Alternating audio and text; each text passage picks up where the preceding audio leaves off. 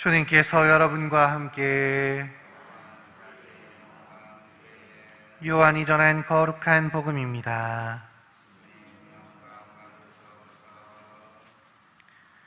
그때 예수님께서는 유다인들에게 내 아버지께서 여태 일하고 계시니 나도 일하는 것이다 하고 말씀하셨다. 이 때문에 유다인들은 더욱 예수님을 죽이려고 하였다. 그분께서 안식일을 어기실 뿐만 아니라 하느님을 당신 아버지라고 하시면서 당신 자신을 하느님과 대등하게 만드셨기 때문이다. 예수님께서 그들에게 말씀하셨다. 내가 진실로 진실로 너희에게 말한다. 아버지께서 하시는 것을 보지 않고서 아들이 스스로 할 수 있는 것은 하나도 없다.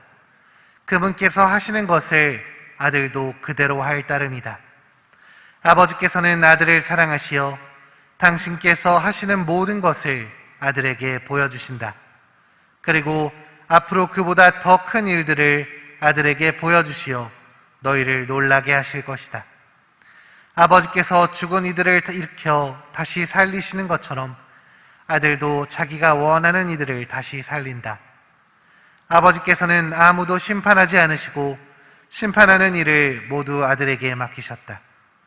모든 사람이 아버지를 공경하듯이 아들도 공경하게 하시려는 것이다. 아들을 공경하지 않는 자는 아들을 보내신 아버지도 공경하지 않는다. 내가 진실로 진실로 너희에게 말한다. 내 말을 듣고 나를 보내신 분을 믿는 이는 영생을 얻고 심판을 받지 않는다. 그는 이미 죽음에서 생명으로 건너갔다. 내가 진실로 진실로 너희에게 말한다. 죽은 이들이 하느님 아들의 목소리를 듣고 또 그렇게 들은 이들이 살아날 때가 온다. 지금이 바로 그때다. 아버지께서 당신 안에 생명을 가지고 계신 것처럼 아들도 그 안에 생명을 가지게 해주셨기 때문이다. 아버지께서는 또 그가 사람의 아들이므로 심판을 하는 권한도 주셨다. 이 말에 놀라지 마라. 무덤 속에 있는 모든 사람이 그의 목소리를 듣는 때가 온다. 그들이 무덤에서 나와 선을 행한 이들은 부활하여 생명을 얻고 악을 저지른 자들은 부활하여 심판을 받을 것이다. 나는 아무것도 스스로 할 수 없다. 나는 듣는 대로 심판할 따름이다. 그래서 내 심판은 올바르다. 내가 내 뜻이 아니라 나를 보내신 분의 뜻을 추구하기 때문이다.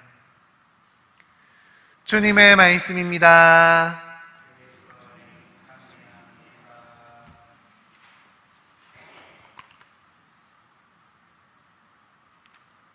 참 예수님, 오늘 복음에서 예수님께서는 당신이 누구이시고 또 어떤 일을 하시는 분인지, 즉 당신의 신원에 대해서 유다인들에게 알려주고 계십니다. 이 말씀은 신학적인 의미를 특히나 많이 포함하고 있는 부분이죠. 그래서 이 내용 전부를 설명하지는 어렵지만 몇 가지 키워드를 가지고 함께 나눠보고자 합니다.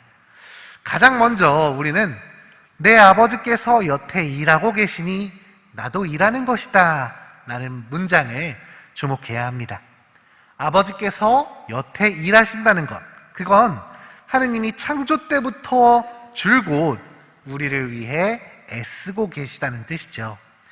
우리가 살아가다 보면 종종 하느님의 침묵을 느끼고 답답해할 때가 있는데 오늘 예수님의 말씀은 하느님께서 세상을 창조하신 다음 방관자처럼 바라만 보시는 게 아니라 당신의 크신 계획과 섭리 안에서 늘 일하시는 분이다 라는 것을 말하고 있는 것입니다.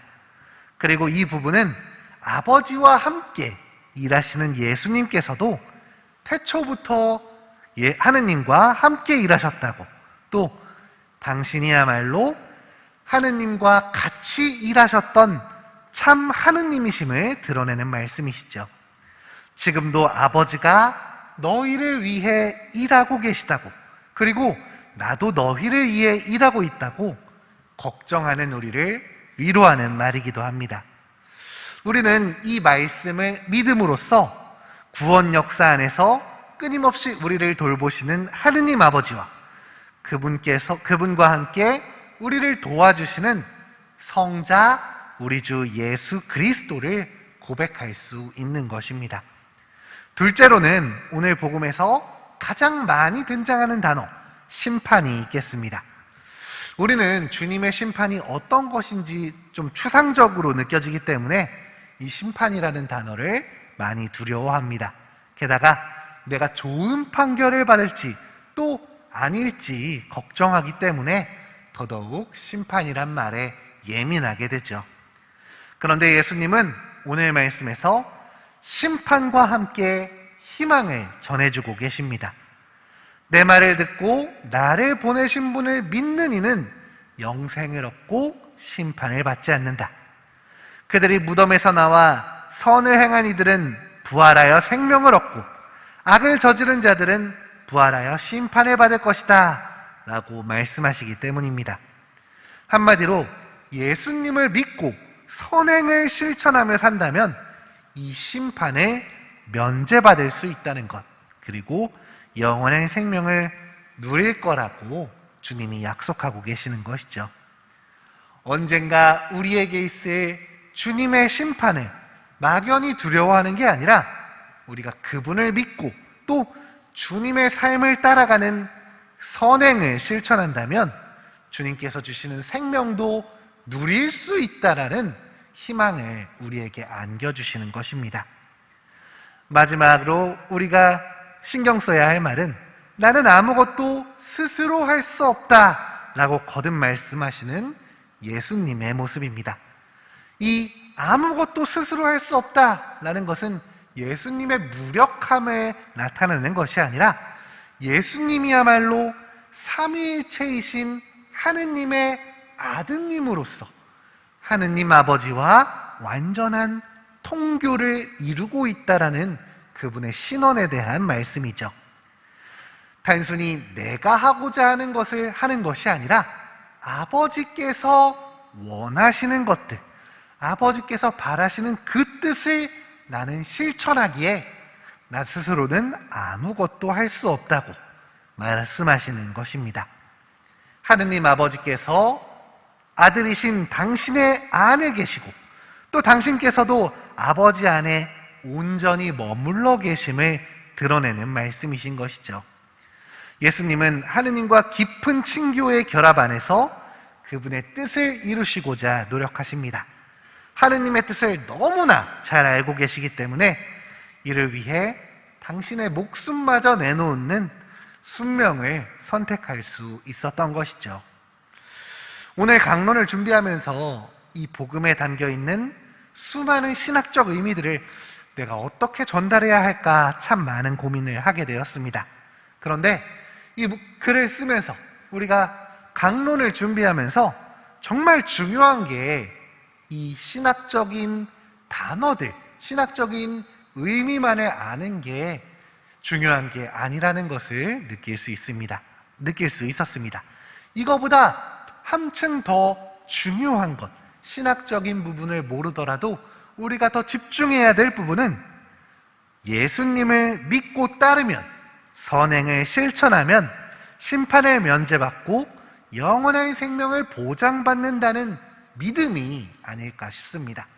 우리가 아무리 많은 지식들을 가지고 있다 하더라도 이 믿음이 없으면 내가 그분으로부터 영원한 생명을 받을 거라는 믿음이 없으면 우리의 지식들은 공허할 뿐입니다. 그렇기 때문에 우리가 선행을 실천하고 주님을 믿음으로써 얻는 생명의 길을 믿고 따라갈 수 있는 오늘 하루가 되셨으면 좋겠습니다. 우리가 이런 믿음을 가지고 살아갈 때 주님께서는 당신을 따르는 우리에게 구원을 선물해 주실 것입니다. 믿음을 가지고 선행을 실천하는 오늘 하루 보내시길 바라겠습니다.